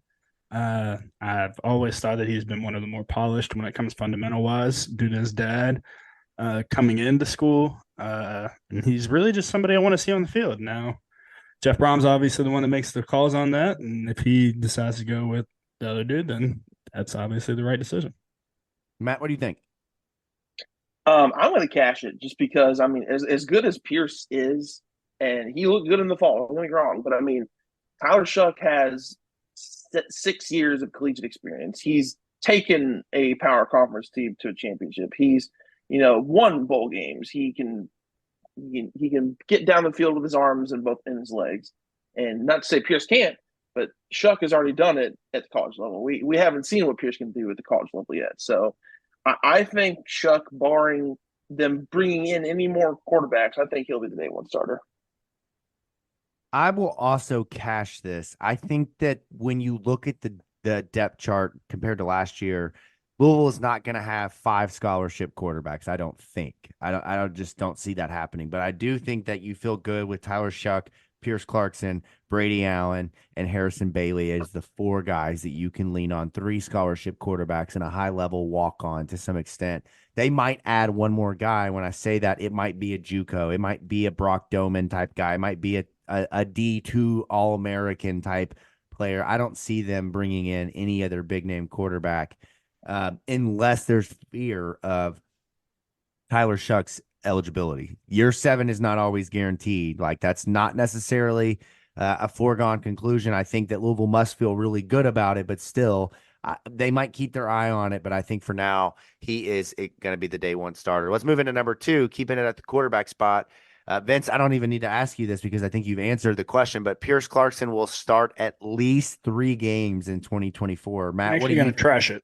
Yeah, you think so? You think he's going to get 1 game and 1 and out? Something crazy is going to happen, guys. Now get behind me on this, all right? Right. What do you think, Matt? You think he'll start 3? I'm going to say cash it just because we haven't seen a healthy Tyler Shough in 4 seasons. I mean, until the precedent is broken, I mean, we probably are going to see Pierce Clarkson in some form in 2024 just because we haven't seen a healthy Tyler Shough yet. Yeah, I'm right there with you, man. I think you have to go with where the betting odds would lie. And I think that if you were putting this like plus or minus, this is a minus bet. Like, it's that Tyler Shough is not going to play a full season. And so I think that Pierce could potentially sneak in there. I also see a scenario where they play 2 quarterbacks consistently. I mean, maybe Tyler Shough is the guy, and the way to eliminate some of those durability concerns is you go back to that Brian Brohm approach that you did with LaFours and Brohm back in 2004, where he gets a quarter or he gets, 4 or 5 drives. And that's unconventional in today's day and age. They say you have 2 quarterbacks, you have none. But in this situation, if durability is not your friend, there's ways to complement that. There's ways to offset that with a guy like Pierce. I'll cash this. I think Pierce might start potentially 4, 5, 6 games. I think by the end of the season, I think next year he is the guy. And I think we know it. And then going into 2025, the conversation is like, what's the ceiling with Pierce Clarkson? I do think there's some really interesting data out there about the high level transfers and how many years they play versus guys who develop in their program and end up playing 2 and 3 years. The data favors guys who develop up, play a couple of years, or transfer out or develop into that guy. It's really interesting. All right, number 3. This one's interesting to see what you guys think on this. I think we might disagree here. Cash it or trash it. Ashton Gelati returns to Louisville in 2024. Vince, what do you think? I'm cashing it. I think he will be in a U of L uniform. I think there's 1 more year of film that'll be needed to put on there. I don't think he'll get Now, I'm not saying he wouldn't get drafted if he put his name in the NFL draft. I don't think he's going to like where his name ends up. What do you think, Matt? I'm going to trash it. I do think he's not going to go day 1 or day 2 in the NFL draft, but like at the very least, he's like a early mid day 3 kind of guy. But could he benefit from coming for next year? Absolutely. Do I think it ends up happening? No. Yeah, I am also going to cash this. I went back and forth for a couple of reasons. I think that the mock drafts are mock drafts, but at this point, there's not any solid indication that Ashton is a first, second round pick, maybe third. And Vince alluded to, he's got 1 year of tape. The last 2 years, he's not played more than 6 games. I think 7 games. He's had injury concerns. I also am not convinced that he would run the 40 well. I don't know. I mean, I'm not saying he wouldn't, but I don't know what that looks like. And in the NFL, when you're a speed rusher, an edge rusher, or defensive end, you got to run that well. He's got a freaking house to bench press, man. He might break the record there on that. He had 11 sacks? 11 sacks this season. And why not come back for another year? If you put up 11 sacks 2 years in a row, I promise you will be talking on that first day. I'm leaning towards Ashton returning because at this point he would be the face not only of the defense but of the team potentially. If Jaws comes back, then Ashton is the defensive face, but he's 11 sacks. So I think he'll be back. I think he's got a big opportunity. My only fear is Ashton graduates, and he's a Florida guy. And I'm not saying that Ashton clearly loves Louisville, and there is a connection there. But if Mark Ivy's here, I'm a betting man, and I will put money that Ashton Gelati will be here. All right. Well, you heard it from Vince. He's a guy, though, for me, just there's going to be a big name hit the portal. It's every year. I just, with a guy who can graduate, big numbers, we've seen that Tyler Harrell story before. Like, it makes me a little nervous. We'll see. All right, let's do this one. This one's on the offensive side. Nate Kariski will be the leader in yards and touchdowns for tight ends in 2024. Will you cash that or will you trash that, Matt McGavick? I'm going to trash it just because. No offense to Nate, and Nate clearly looks good towards the end of the season. But I really do think that tight end is going to be a premium position that Louisville looks for in the transfer portal because of reasons that I've already said in this show. I'm not sure they're going to get like a Payne Durham type where he's like the tight end one and commands like 75% of the snaps in any given game. But I do think they can get a guy who can at least be the focal point at his position in the passing game. And while the tight end group as a whole got better in the last few games, it was still kind of like a by committee type of thing. So I think that they're going to get a transfer, and I think whoever that transfer is ends up being the leader in yards and touchdowns for tight ends. I'm going to trash it as well. I think hopefully Jamari Johnson is the guy that steps up and ends up making those plays. But yeah, no offense to Nate. They would have went with it already if, it's not like we haven't had a whole year of product to look at. Yeah, I don't know where I don't have actually I do have the stats pulled up in front of me here. Let me get to my handy dandy spreadsheet. And when you look at the tight end position this year, pretty close race, only 12 yards separating Nate Kariski and Joey Gatewood. The difference being Nate Kariski had 16 catches to Joey Gatewood's 9. So the big play obviously was preferred from Joey Gatewood. One of them is going to catch a touchdown in the bowl game. They both have 2 on the season. So very similar in numbers. I think I'm with you guys both. I think this is interesting because Nate Kariski's become a bigger piece of the offense down the stretch. Has had some real big opportunities and has capitalized on some of them, but I'll trash this as well. And then finally here, we saw today in the 247 sports rankings of the most likely to dominate in the portal that Louisville was considered to be one of the top schools. So Matt and Vince, Louisville will finish in the top 10 in transfer rankings by the end of the offseason. Will you cash that or will you trash that? I don't know. This is a complete guess since I'm so out of date when it comes to portal wise. I'm gonna go cash it just based off last year and how well Jeff Brohm can bring in transfers. So yeah, that's about all I got on that one. I know we'll do better in Colorado. Yeah, no kidding. I'm going to cash it as well. I mean, so far Louisville's done a good job at not losing a ton of meaningful contributors, and just through the first 2 days of the portal, like the winter portal window opening, they've already been in discussion with several high level guys, and I'm sure as the week goes on and the rest of the window goes on, there's going to be even more high profile guys enter the portal, and Louisville hasn't shown a reluctance at all at talking to anyone. I mean, they were top suitors, quote unquote, with DJ Uyunglele before Tyler Shough committed. They were linked to Kyle McCord, who started the entire season at Ohio State and is a former 5-star guy. And there's other guys that kind of sprinkle in there who are, highly regarded transfers who Louisville's been talking to. And as more guys enter, they're going to continue to talk to these guys, and I do think they'll eventually land a handful of really, really high-profile transfers. Who exactly and who at what position, I don't know yet, but I think it's going to happen. And I'm not sure Louisville will be the king of the transfer portal like they were last season, according to On3 and the way that they calculate things. But I definitely think they'll be in the top 10 again. I'm just holding out for Reuben Owens. I hope he. Yeah. I'm fingers crossed over here for that one, man. You want Reuben Owens? Yes, Reuben Bain. Reuben Bain too. Give me all the Reubens. Give me all the Reubens. Give me all the Reubens.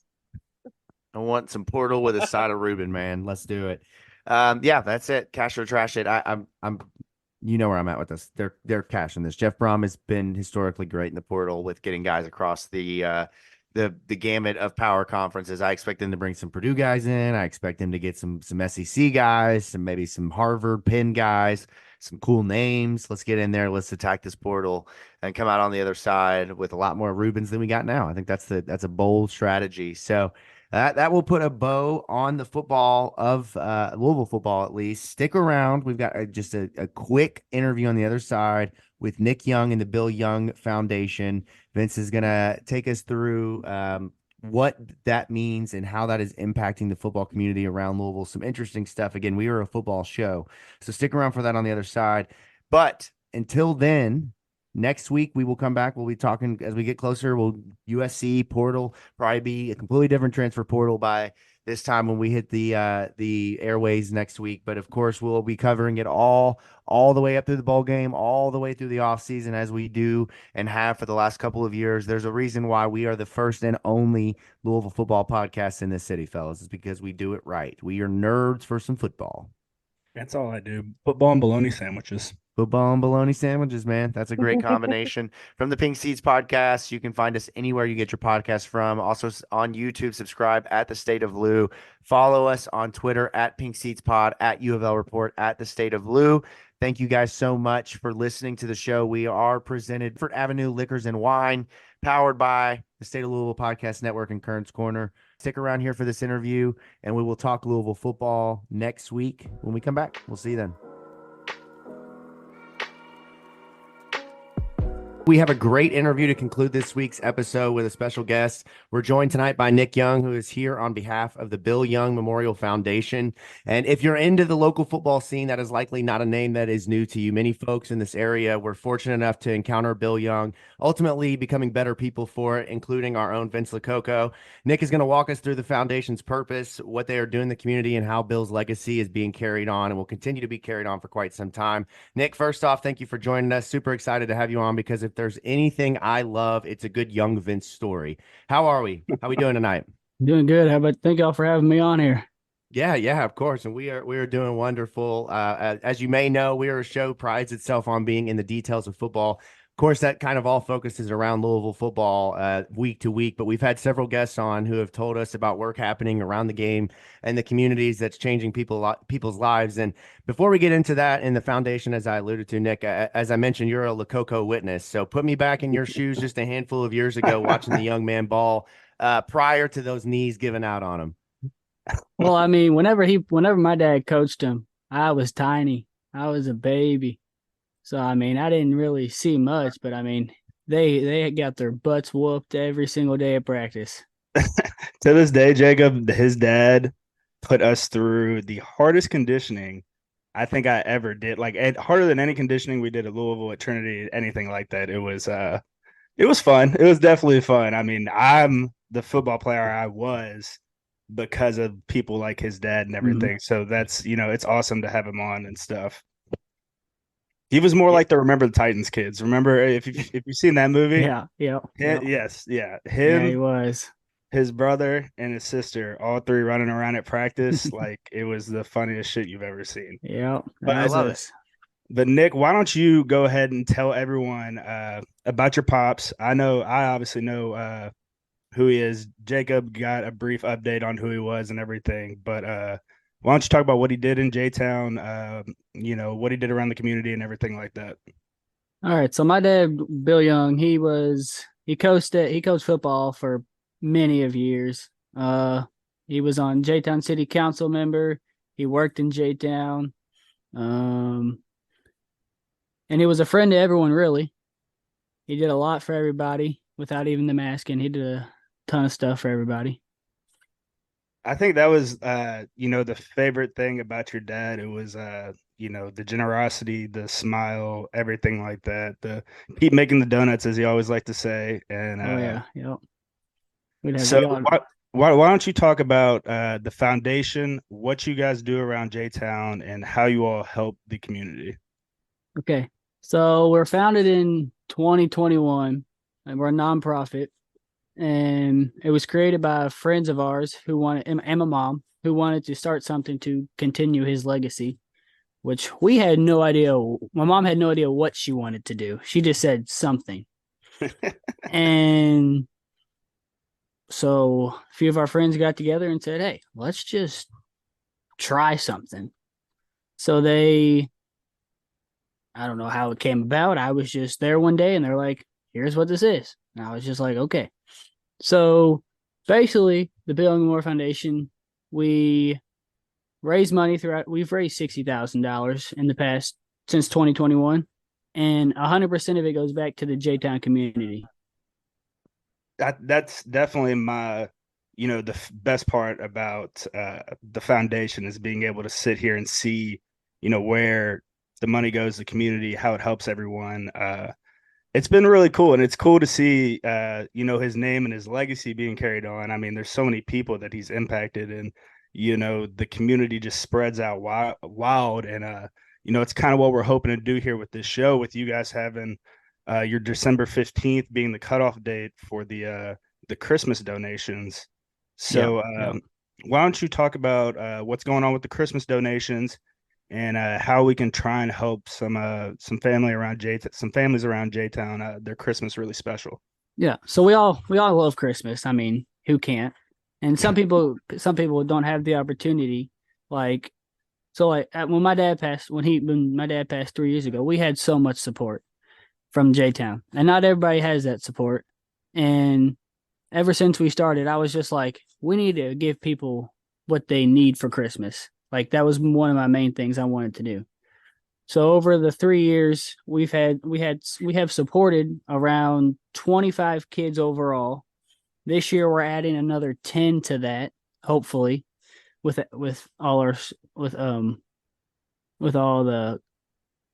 Support. Donations from everybody. Yes, we call it the Give a Family Christmas because everyone needs Christmas. I mean, yeah. And we just want every kid to have a special Christmas. I mean, we do all the shopping ourselves, all the wrapping, and I get friends of mine. We just have a big, basically, wrapping party, and we just have a good old time. It's great. So, knowing your family and stuff, it's got to be some good gifts and everything. I mean, oh yeah. When I go shopping, they're like, "What are you getting?" I go, "I don't know. Yeah, we're gonna find out." And they're like, I just have a ball with it. It's hell, great. it's stuff I would want to get, to be honest. Yeah, you know what I mean? It's great. It's so much fun. So, Nick, man, just keeping it short and sweet. Where can people find the Bill Young Memorial Foundation? Where can people website, Facebook, Twitter, all that? Why don't you go ahead and plug everything like that? Alrighty. So you can find us at the Bill Young Memorial Foundation.com. You can also find us, the Bill Young Memorial Foundation, on Facebook and Instagram. And you can make donations through the website. You can go to the Facebook, check out all the donations we've made. Instagram too. It tells you everything you need to know. You can meet our president, our board members, everybody. So just a little bit of an overview, guys. They've raised over $60,000 now. Is that what you said, Nick? Yes. So over $60,000. They've helped fill backpacks with the J-Town Police Department for kids around the community. They've held events at Rec Bar and the J-Town Beach. They're doing these quarterly donations to JAM, which is Jeffersontown Area Ministry. And like I said, guys, this December 15th is the cutoff line if you want to donate for Christmas. And, like Nick said, every kid, every family deserves a Christmas. So if we can help make somebody's holiday special or extra special, that would be great. Nick, thank you so much. Thank your family. I can't thank your father enough for, everything he did for me, man. Like I've told you guys numerous times, I would never have been the football player I am without your family, without your dad, and everybody. So I'm forever indebted to you guys. Thank you. All right, that'll do it. Thank you so much. We appreciate it. And again, go out, support the foundation. I know we talk a lot about, in joking manner, of course, about J-Town and Vince's love for J-Town, but it truly is. It is really great to see the community come together and support people who are in need. So we're slowly getting him into J-Town, Nick. Don't worry, he'll be there. He'll be there eventually. You're lucky. I love you, buddy. All right, that'll wrap us up. We'll see you next week. Until then, go Cards. As we alluded to, we have a great interview to conclude this week's episode with a special guest. We're joined tonight by Nick Young, who is here on behalf of the Bill Young Memorial Foundation. And if you're into the local football scene, that is likely not a name that is new to you. Many folks in this area were fortunate enough to encounter Bill Young, ultimately becoming better people for it, including our own Vince Lococo. Nick is going to walk us through the foundation's purpose, what they are doing in the community, and how Bill's legacy is being carried on and will continue to be carried on for quite some time. Nick, first off, thank you for joining us. Super excited to have you on, because if there's anything I love, it's a good young Vince story. How are we? How we doing tonight? Doing good. How about thank y'all for having me on here. Yeah, of course. And we are doing wonderful. As you may know, we are a show prides itself on being in the details of football. Of course, that kind of all focuses around Louisville football week to week, but we've had several guests on who have told us about work happening around the game and the communities that's changing people's lives. And before we get into that in the foundation, as I alluded to, Nick, as I mentioned, you're a Lococo witness. So put me back in your shoes just a handful of years ago, watching the young man ball prior to those knees giving out on him. Well, I mean, whenever my dad coached him, I was tiny. I was a baby. So, I mean, I didn't really see much, but I mean, they got their butts whooped every single day of practice. To this day, Jacob, his dad put us through the hardest conditioning I think I ever did. Like harder than any conditioning we did at Louisville, at Trinity, anything like that. It was fun. It was definitely fun. I mean, I'm the football player I was because of people like his dad and everything. So that's, it's awesome to have him on and stuff. He was more like the Remember the Titans kids. Remember if you've seen that movie? Yeah. Yes, yeah. Yeah, he was. His brother and his sister, all three running around at practice, like it was the funniest shit you've ever seen. Yeah, but I love it. But Nick, why don't you go ahead and tell everyone about your pops? I obviously know who he is. Jacob got a brief update on who he was and everything, but why don't you talk about what he did in J-Town, what he did around the community and everything like that? All right. So my dad, Bill Young, he coached football for many of years. He was on J-Town City Council member. He worked in J-Town. And he was a friend to everyone, really. He did a lot for everybody without even them asking. He did a ton of stuff for everybody. I think that was, the favorite thing about your dad. It was, the generosity, the smile, everything like that. The keep making the donuts, as he always liked to say. And so why don't you talk about the foundation, what you guys do around J-Town, and how you all help the community? Okay, so we're founded in 2021, and we're a nonprofit. And it was created by friends of ours and my mom, who wanted to start something to continue his legacy, which we had no idea. My mom had no idea what she wanted to do. She just said something. And so a few of our friends got together and said, hey, let's just try something. So I don't know how it came about. I was just there one day and they're like, here's what this is. And I was just like, okay. So basically, the Bill Young Memorial Foundation, we raise money we've raised $60,000 in the past since 2021, and 100% of it goes back to the J-Town community. That's definitely my, the best part about the foundation is being able to sit here and see, where the money goes, the community, how it helps everyone.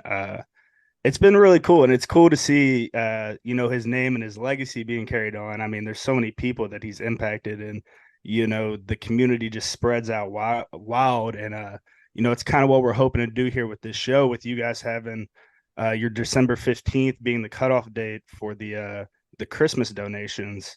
So why don't you talk about what's going on with the Christmas donations, and how we can try and help some families around J-Town, their Christmas really special. Yeah. So we all love Christmas. I mean, who can't? And some people don't have the opportunity. When my dad passed 3 years ago, we had so much support from J-Town, and not everybody has that support. And ever since we started, I was just like, we need to give people what they need for Christmas. Like, that was one of my main things I wanted to do. So over the 3 years, we have supported around 25 kids overall.